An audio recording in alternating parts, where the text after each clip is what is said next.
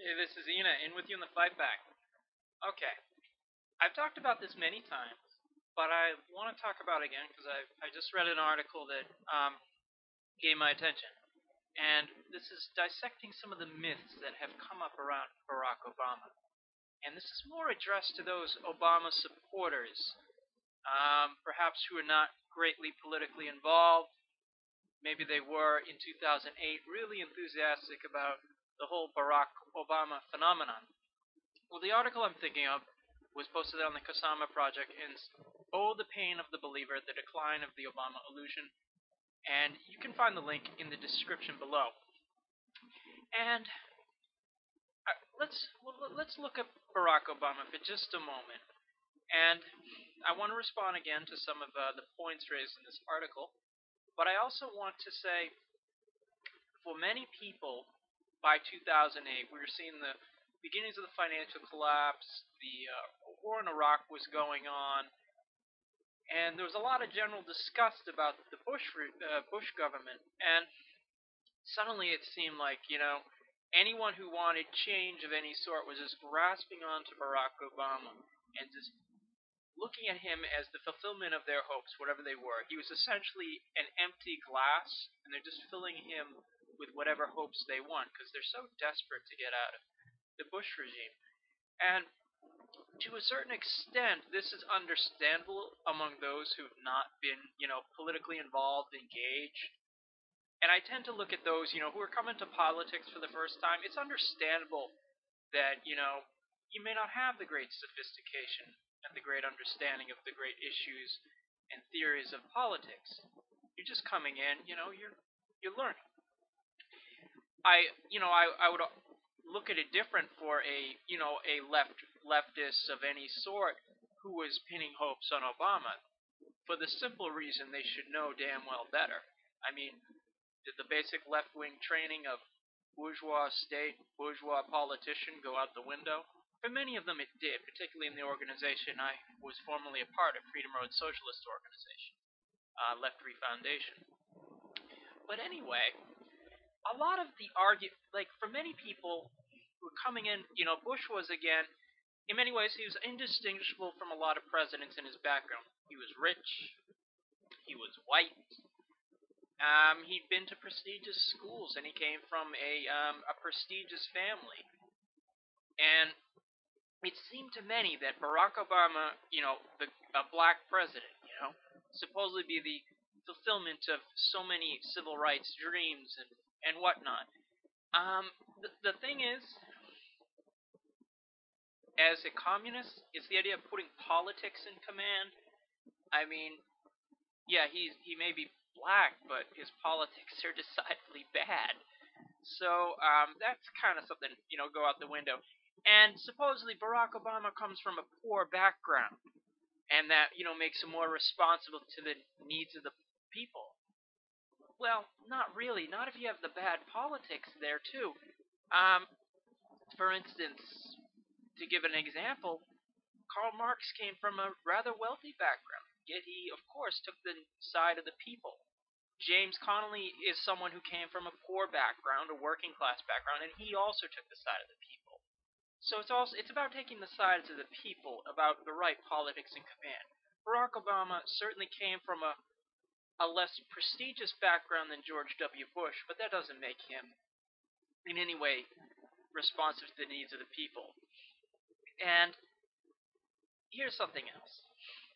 A lot of anti-war people were pinning their hopes on this guy. And I'm actually not going to blame Obama for this in the sense that he said, he said a lot of stuff against the Iraq war, kind of, but he never said he was against the Afghan war. But you had anti-war people who were like, he's against the war, kind of. But the thing is, it's on this pragmatic, lesser evil political ground. It's not on any principle ground. And by suddenly, again, the anti-war movement pins its tail to an established politician, and it effectively guts the movement. It takes it away from action in the streets to raising consciousness to electoral politics in this putrid system we have. and that was really disappointing. It happened in 2004 when a lot of anti-war people were backing Kerry, and he wasn't even against the Iraq War. And at times, Barack Obama was at least making gestures that he was. Not really, not principled, but the gestures were there.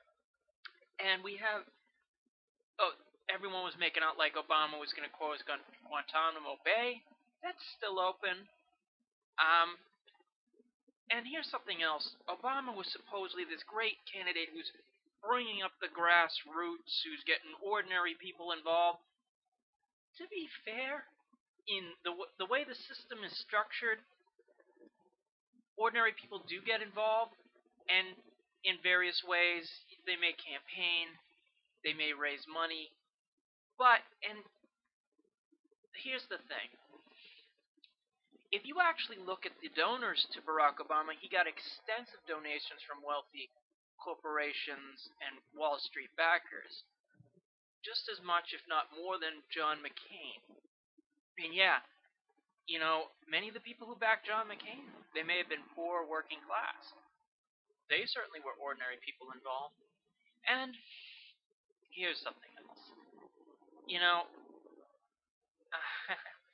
The right wing is going on about his association with people like Bill Ayers or Jeremiah Wright, and suddenly Barack Obama in 1969 was 8 years old, planting bombs with the Weather Underground.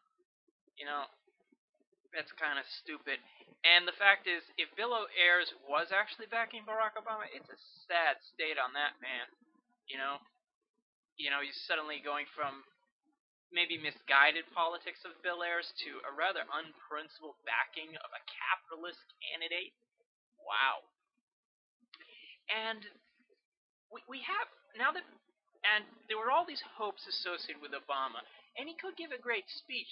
But what really attracted to me about the speeches of Obama, what I really found magnificent about them, and I watched a few of them, is he was really articulate at saying nothing. I mean, he could say a speech and it would just have no substance to it.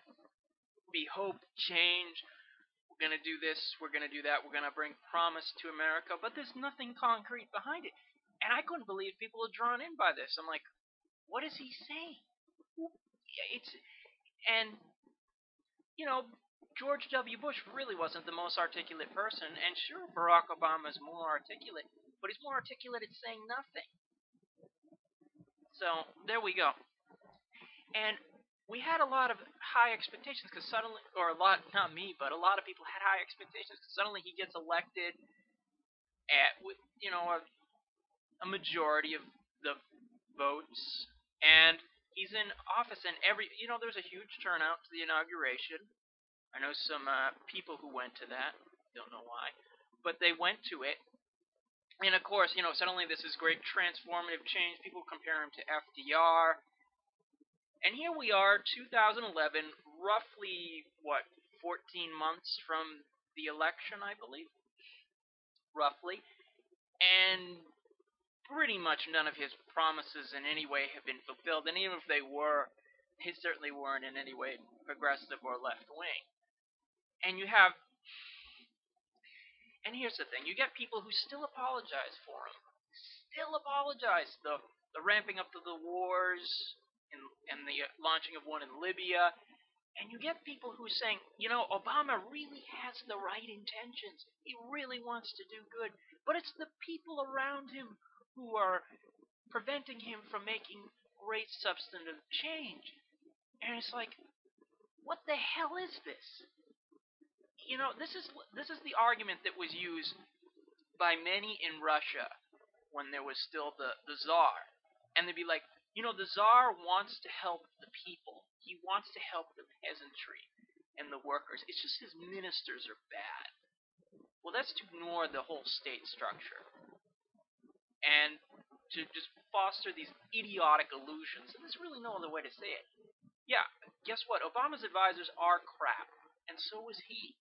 Just like the Tsar was crap. So, and the truth is, it's suddenly this idea that Barack Obama, someone from the people, had got to the establishment, or gotten power. And it's like, the thing about this system, the U.S. system, is the only way you get into power, certainly the level of power Obama's in, is if you're willing to play by the rules and enforce the rules of the system, the basic game. Otherwise, you wouldn't be backed by Wall Street, the military, and whomever. And that's the way it is. And we're and the other thing is, to be fair, the Democrats actually had a majority in both the House and the Senate until 2010. So they pretty much could have done whatever they wanted, within reason, of course. If we're just playing by the rules of the basic system, they could have done universal health care, card check. They could have just pulled all the soldiers out of Iraq and Afghanistan. This is assuming, that they were actually interested in those things. And they could have done all of this. They could have, instituted public works programs. And of course, what do we get? We have ramping up of Afghanistan. We have bailouts to corporations, tax cuts for the wealthy, that really bad corporate giveaway of a healthcare bill. At least Canada has universal healthcare coverage. That's a reform you could have within capitalism. And of course, there was no card check or backing of unions in any way. It was all to the wealthy and the powerful. That's the way it is. And supposedly, like, all the progressives, all the people in the liberal groups were like, Obama, we supported you. You're supposed to represent our interests in office and power. And it's really kind of strange, because I didn't know that any bourgeois politician was actually beholden to the ordinary people. They're beholden to the people who actually put them in office, which was, in Obama's case, Wall Street, the wealthy classes in general. Perhaps with a more liberal face in certain cases, but they're still the wealthy classes, the capitalists. They're not. That's who he's beholden to. He's playing by the basic rules of the system. You could say he's doing it poorly, whatever, but and we still have people who are believing in the Obama myth, And I remember, people just a few years ago, you'd have people who were making excuses for George W. Bush, despite everything that had happened, all the crap George W. Bush had done, and you'd have liberals, and it's mostly liberals here, who'd be poking like, look at the George W. Bush people. They can't face reality. They can't face that their president has been a failure, that he brought this whole financial collapse. He brought on this and that, the war, and everything. These people are so inflexible. They're just a bunch of robots. Fast forward a few years, you have Barack Obama supporters who are acting in the exact same way when it comes to Barack Obama. So I'm going to ask you, people who maybe just got involved in politics in 2008, and perhaps you are apologizing for Obama. Perhaps you're kind of disillusioned with a lot of what he did, or didn't do in many cases. And I'm going to ask you, if you still believe it, how can you ignore reality, really? He really isn't for the people in any way.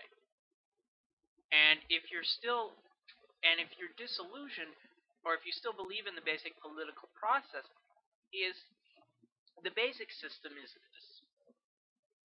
It is the whole political system is set up in a sense that you can decide every 2 or 4 years, or 6, depending on the system we're in, which representatives of the ruling class get into power. And they decide how the spoils will be divided between the rulers.